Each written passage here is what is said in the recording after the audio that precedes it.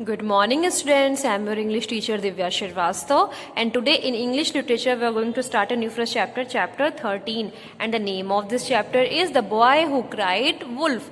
एक लड़का जो कि वुल्फ वुल्फ चिल्लाया और आज हम इसको पढ़ने वाले हैं. So let get started. A long time ago, in a village near the mountains, there lived a boy who used to take care of sheep.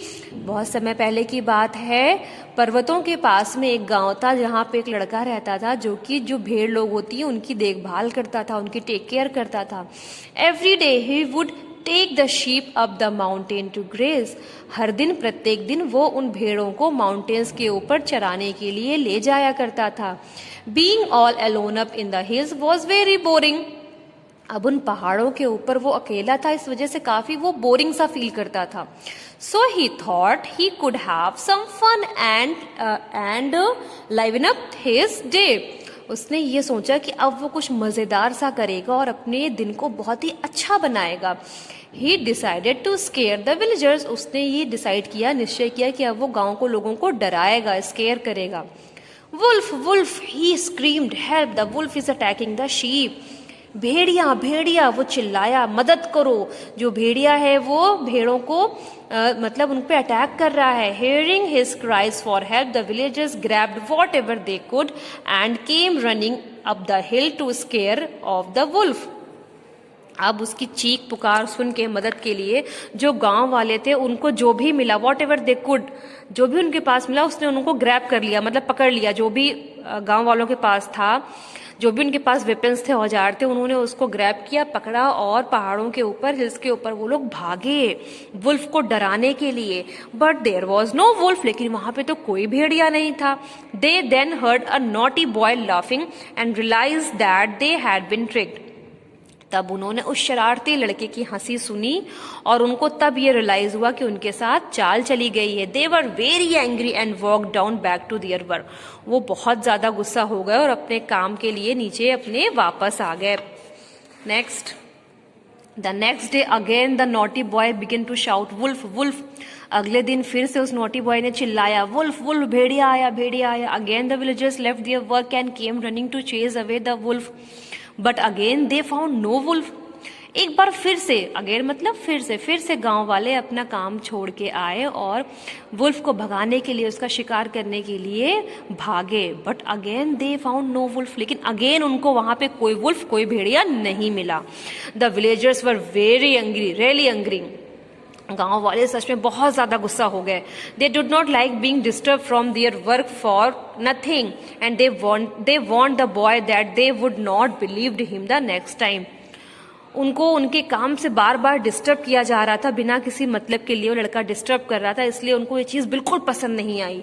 और उन्होंने उस लड़के को वार्न किया, उसको मतलब समझाया कि अब वो उसका यकीन नेक्स्ट टाइम कभी नहीं करेंगे. He waved his hands and lay down to sleep. उसने अपना हाथ हिलाया, लहराया और जमीन पे सोने के लिए लेट गया. He promised not to do it again.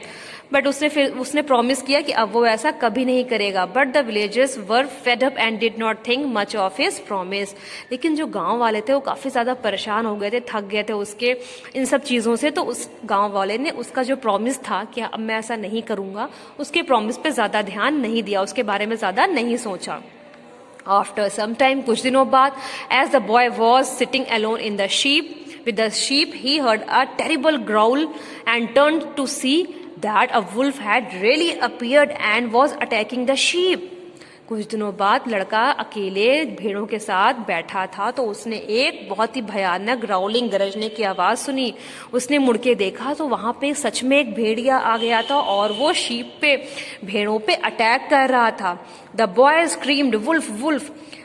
लड़का फिर से चिल्लाया, wolf wolf. But having fooled the villagers with his lies so many times the people just ignored his cries and no one came to help him. लेकिन बार बार उसके झूठों से बेवकूफ बनने वाले जो गांव वाले थे, उन्होंने इस बार उसकी बात पे, उसके रोने पे यकीन नहीं किया, उसको इग्नोर कर दिया और कोई भी उसकी हेल्प के लिए वहां नहीं आया. The wolf killed many sheep and ate some of them. Some of sheep ran away through fright. जो भेड़िया था उसने उनमें से कई शीप्स को मार दिया और कई को उसने खा लिया, लेकिन कुछ जो भेड़ें थी वो डर के मारे वहां से भाग गईं। The naughty boy just sat there watching and crying. He thanked God the wolf did not attack him.